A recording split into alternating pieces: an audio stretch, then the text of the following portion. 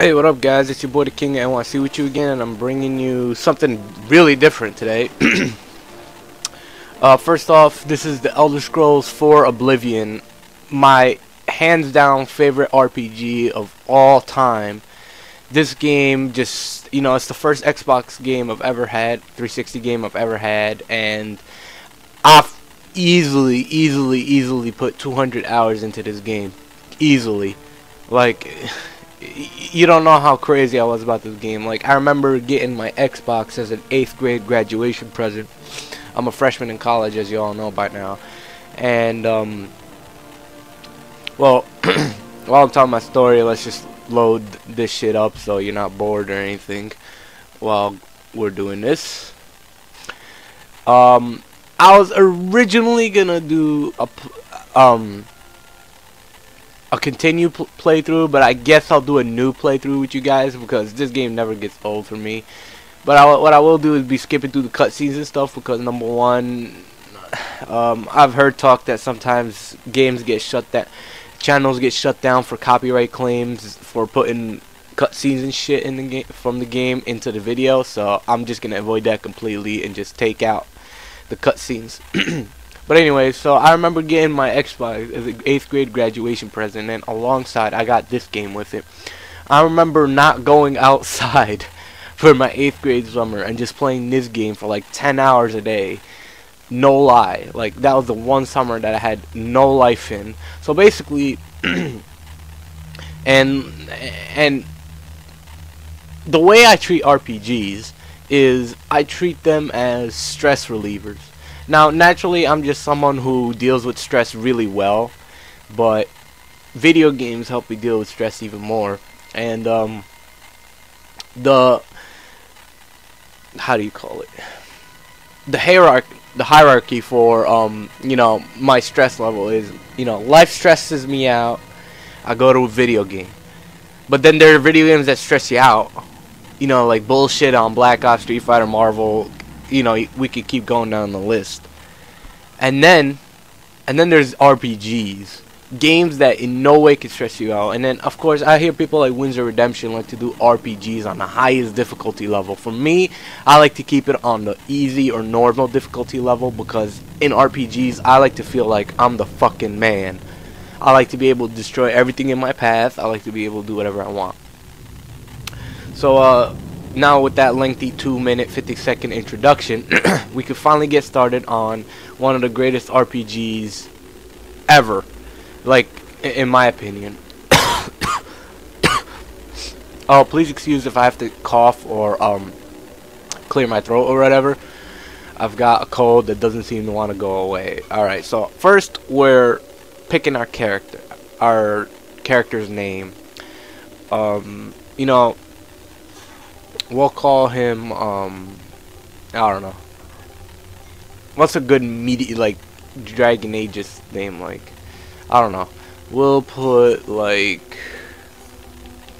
oh my god. Yeah, like choosing the name really matters. We'll put, like,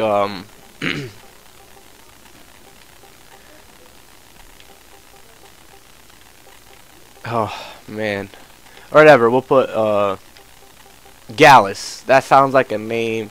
Actually, fuck that. That sounds like a gay name. Let's use King. Alright. Now, let's talk a little bit about the leveling up system in this game. The way this game levels up is actually counterintuitive. You get 7 okay, well, first, I'll talk about that one. Let's talk about it. Race is pretty much like the equivalent of Fallout New Vegas's traits, except each race has their own predefined set of traits. For example, Imperial, like you see, if you read the natives of the civilized Cosmopolitan, blah blah blah, they're good diplomats and traders, so they're skilled with heavy armor and social skills and tend to favor warrior classes, so they'll be good with swords, shields, speech, barter. They'll have those types of skills, and they'll be inclined to level up those skills faster than any other type of character. Now I always play male, so that doesn't change. Imperial.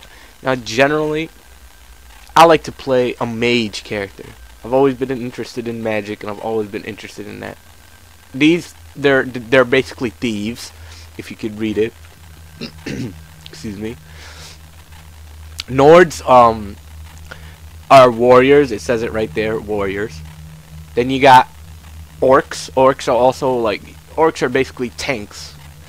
Like, you know, they're heavy armor, swords, and they got powers. To Redguard is they're like the kung fu masters. They're resistant to cold and poison and disease, and they have a pretty good taste in excuse me, in fighting. What else are your snipers, basically your sniper slash DV characters. But what I like to do, Argonians are like your endurance characters. They can live in any conditions, and they could pretty much, you know, like take a ton of shit. What I like to do is I like to either go with Breton, which is focused on magic. Dark Elf is a good balance between everything, but the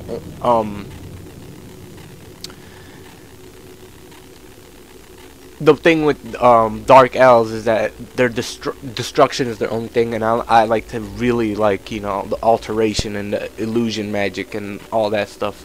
I really like a magic oriented character. In this game, however, there is one thing I should know, that there is a difference between males and females. Obviously, I don't have like each specific difference, but like generally males have more strength but less like magic powers. And with females, it's the opposite. That doesn't go for all races, however, but it's pretty much an across-the-board thing. There's a an FAQ. I'm used to calling them an FAQ on game facts, whatever, gamefaqs.com, that shows you all these things right here.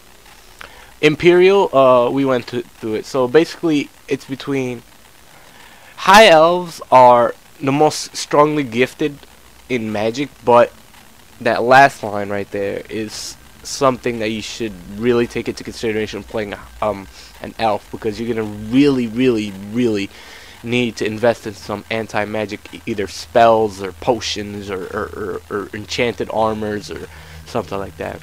So generally I either go with Breton, cause they're they're good at magic, and they're good at defending against it, and they like summoning and healing, both of which are very good. Destruction magic is also very good. And then you have high elves, which are strongly gifted in all the arcane arts. Arcane arts are basically magic skills, but have poor defensive options. So at this point, my very first playthrough, I was a dark elf. But for this, I'll go with high elf. And the reason I'm going with high elf is because I already know how the game works. So I'll be able to negate that second part of his description. Now I don't play around with this shit too much, because, you know, who gives a shit. I like to mess around here. We'll give him a rogue knot, but you know, we're changing this color. I like to really dig in this blue-black color. Yes, look at eyes. We'll keep a blue. Look, age. I always like to look young, because the future's ahead. Why look like you're not young? Look at that. Complexion. I think this looks perfect. Except his nose looks a little fucked up. Let's just, you know. Maybe that's the one thing I will fix.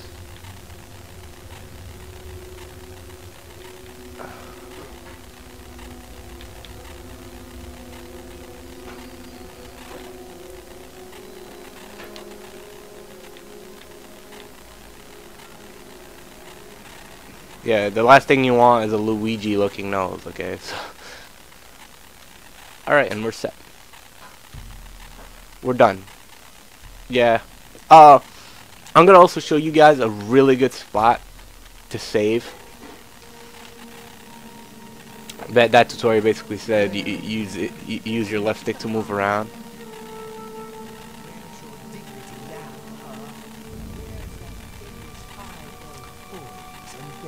No, depending on the race you choose, that guy he'll say different things. If you're a dark elf, he'll say something. Still be stuck in this rat. Wait.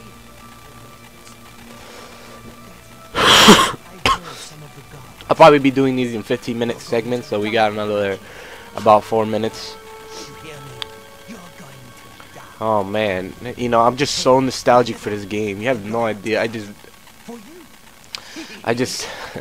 you know, brings back so many memories. Oh my god. I'm sorry if I sound like, you know, I'm gonna cry, but it has that much of a powerful effect.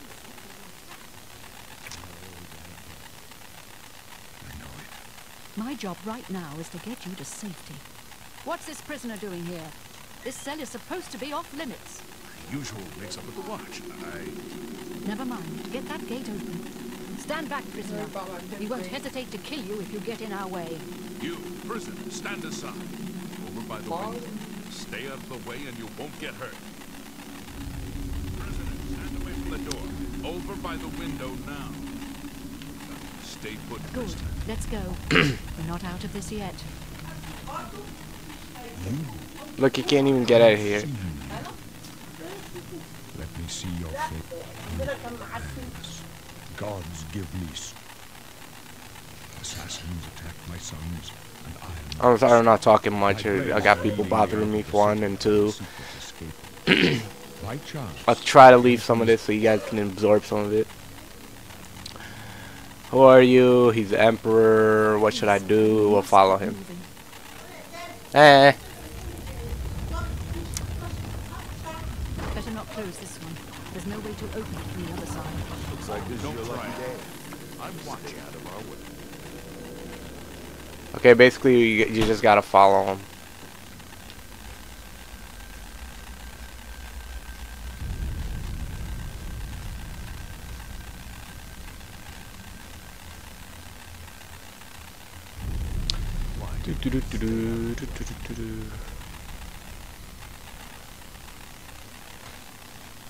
This doesn't concern you, prisoner.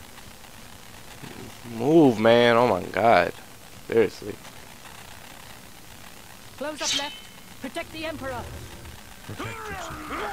Alright, right here you can't do anything. You just watch the fight.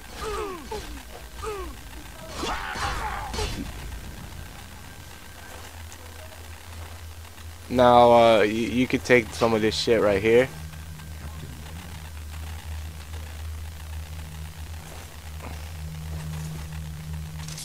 Yeah, that's right. Take her shit. How could they be waiting for us here? No, that's we will get you out. They won't be the first to underestimate the blades. I'll take point. Let's move. The funny thing is, they don't take him out of here. Spoiler, spoiler.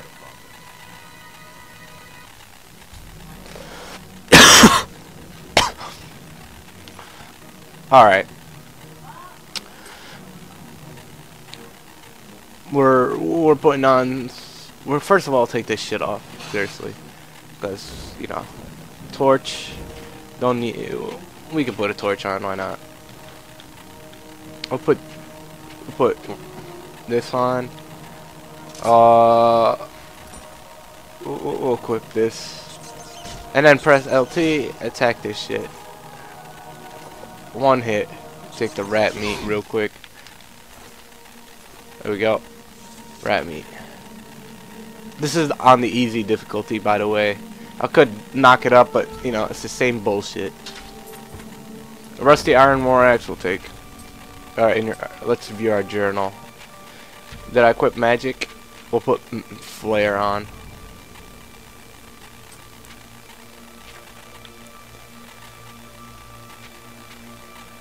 Okay, I'll actually break up the video here. Stay tuned for part 2.